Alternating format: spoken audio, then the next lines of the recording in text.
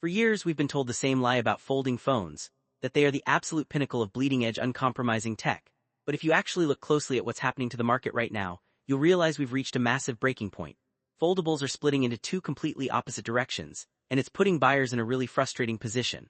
On one side, you have the ultra-thin, hyper-powerful hardware champions pushing the absolute limits of engineering. On the other side, you have Google, dropping a nearly $2,000 foldable that willfully chooses to ignore the hardware race entirely. It creates this fascinating, almost toxic paradox. Can a phone be a brilliant, everyday device if it's technically a mediocre piece of hardware for the price?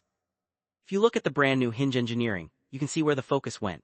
It's gearless, significantly smaller, and it completely cures that awkward, uneven outer bezel that ruined previous generations.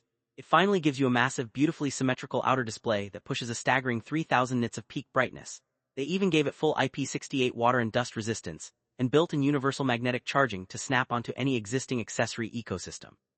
When you use it closed, it feels like a premium, highly optimized smartphone. And when you open that massive inner display, it hits you with that immediate psychological urge to crush your to-do list, giving you unparalleled space for multitasking and side-by-side apps.